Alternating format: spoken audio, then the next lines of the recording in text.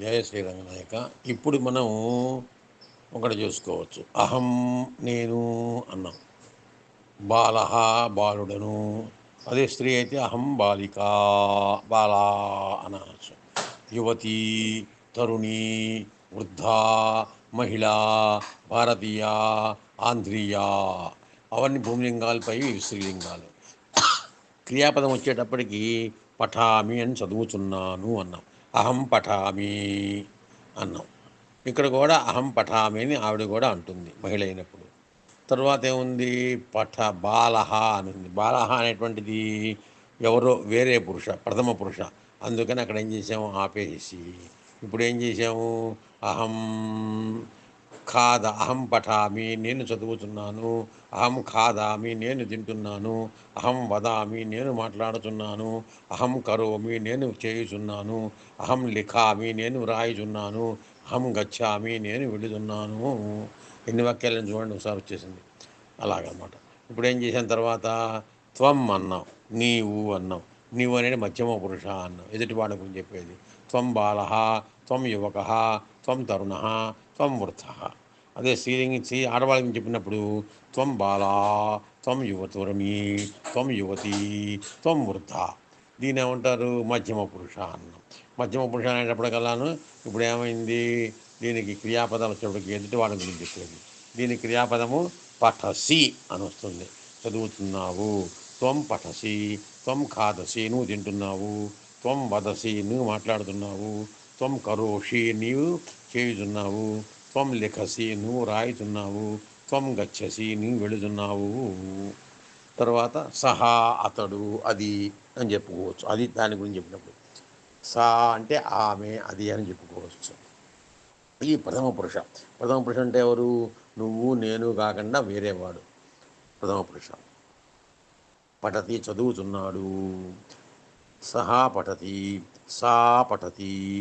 అలాగే ఇక్కడ ఇందాక చెప్పుకున్నాం కదా, బాలహ పఠతి, బాలా పఠతి, యువక పఠతి, యువతీ పఠతి, తరుణ పఠతి, తరుణీ పఠతి, వృద్ధ పఠతి, వృద్ధా పఠతి. తర్వాత ఖాదామి లాగా ఏమొచ్చింది? ఖాదసి అని వచ్చింది. కాదు, పఠతి లాగానే ఖాదతి వచ్చింది. ఖాదతి. సహా ఖాదతి, సా ఖాదతి, ఆమె రాస్తున్నది, ఆమె తింటున్నది, అతడు తింటున్నాడు. తర్వాత సహా వదతి, సా వదతి. క్రియాపదంలో లింగానికి భేదం ఉండదు. స్త్రీలింగానికి మూలింగానికి భేదం ఉండదు. కరోతి అతడు చేస్తున్నాడు.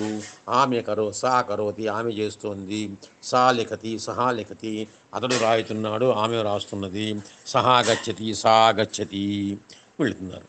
ఇప్పుడు ఏం చేయాలి మనం? వీటికి ప్రథమ పురుష కాబట్టి అవి చెప్పుకోవచ్చు. బాలహ పఠతి, బాలహ ఖాదతి, బాలహ వదతి, బాలహ కరోతి, బాలహ కరోతి, బాలహ లిఖతి, బాలహ గచ్చతి. అలాగే యువక కరోతి, యువక ఖాదతి, యువక వదతి, యువక లిఖతి, యువక గచ్చతి. అలాగే తరుణి అనాలి. అని ఇలాగా ఒకటొకటి మనము చెప్పుకుంటూ వస్తే వీటన్నిటినీ దీనిలాగా రాయొచ్చు. వృద్ధా పఠతి, తరుణి పఠతి, బాలా పఠతి అన్నాం. అన్నప్పుడు దీనిలాగా మనకేం జరుగుతుందంటే, ఇవన్నీ కూడా కాదతి అంటే క్రియాపదాలకు అర్థాలు రాయాల. ఒకటి మాత్రమే రాశాను. ఉత్తమ పురుషకి మాత్రం అర్థాలు రాశాను. మధ్యమ పురుషకి, ప్రథమ పురుషకి పఠతి మొదటి దానికి రాశాను. మిగతా క్రియాపదాలకు అర్థాలు రాయలేదు. పై వాటి బట్టి మనకు అర్థం రాసుకోవాలి. ఈ విధంగా మనం తెలుసుకున్నట్టయితే ఇక్కడికి మనకి ప్రథమ పురుష, మధ్యమ పురుష, ఉత్తమ పురుష, అహం అనే ఉత్తమ పురుష, త్వం నీవు మధ్యమ పురుష, సహా అతడు, ఆమె, రాముడు, బాలుడు ఇవన్నీ కూడా ప్రథమ పురుష. వాటి క్రియాపదాలు అహం గచ్చామి, త్వం గచ్చసి, సహా గచ్చతి. అలాగనమాట ఏకవచనంలో చెప్తాము. ఇవి ముందు మనకి ఈ మూడు కొన్ని కూడా తెలుసుకొని సరిపోతాయి. ఇప్పటికీ ఇవాళకి ఈ పాట మీద వాక్యాలు రాసుకుంటే మీకు అనుకుంటూ రాస్తే తొందరగా వస్తాయి. ముందుగా చూడండి, ఇక్కడ మా ఉదాహరణ చెప్తాను. నేను ఇక్కడ అహం భారతీయ, నేను భారతీయుడు, అర్థం కూడా రాసుకోవాలి. నేను భారతీయుడను. అహం బాల, నేను బాలుడను. అహం వృద్ధ, అక్కడ ఇప్పుడు స్త్రీలింగం అయితే అహం యువతి, నేను యువతిని. అహం మహిళ అర్థాలు రాసుకుంటాం. దానికి ఈ పదాలన్నిటి దానికి అహం ఉపయోగించుకోవచ్చు. అహం పఠామి, నేను చదువుతున్నాను. అయితే అహం ఖాదామి, అహం వదామి, అహం కరోమి, అహం లిఖామి, అహం గచ్చామి. అర్థాలు రాసుకుంటాం. త్వం వస్తాం, నీవు అన్నావు. త్వం బాల, నీవు బాలుడవు.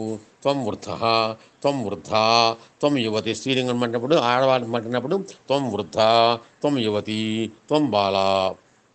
అర్థం రాసుకోవాలి. త్వం అంటే నీవు, బాలా బాలకు అర్థాలు రాయాలి. అక్కడ క్రియాపదం ఏం చెప్తాము? త్వం, నీవు ఏం చేస్తున్నావు? క్రియాపదం వచ్చినప్పటికీ వారి గురించి పఠసి, చదువుతున్నావు. త్వం పఠసి, త్వం ఖాదసి, త్వం వదసి, త్వం కరోషి, త్వం లిఖసి, త్వం గచ్చసి. అర్థం కూడా రాయాలి. తర్వాత ప్రథమ పురుష వచ్చినప్పుడు సహా అతడు, సా ఆమె, బాల ప్రథమ పురుష, యువక ప్రథమ పురుష, యువతీ ప్రథమ పురుష, వృద్ధా ప్రథమ పురుష, వృద్ధా ప్రథమ పురుష. ఇవన్నీ కూడాను వృద్ధ పఠతి, యుద్ధ పఠతి, వృద్ధా పఠతి, బాల పఠతి, బాలా పఠతి, యువక పఠతి, యువతీ పఠతి, తరుణ పఠతి, తరుణీ పఠతి. అర్థం రాయాలి. అలాగే ఎక్కడ పుంలింగం వచ్చినప్పుడు పఠతి పఠత అని చెప్పుకుంటూ వచ్చాము. ఈ విధంగా రాస్తే దాదాపు ఎన్ని పదాలు వస్తాయో మీకు తెలియదు, ఎన్ని వాక్యాలు వస్తాయో తెలియదు. ఇందులో ఓళ్ళు వాక్యాలు వస్తాయి.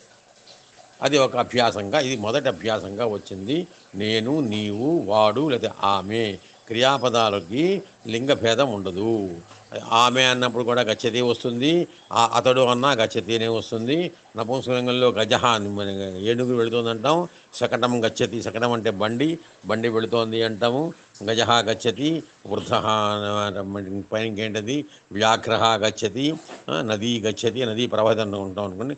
శకటం గచ్చతి, ఇవన్నీ కూడా రథ గచ్చతి, ఇవన్నీ మనం గచ్చతి గచ్చతి గచ్చని చెప్పుకోవచ్చు.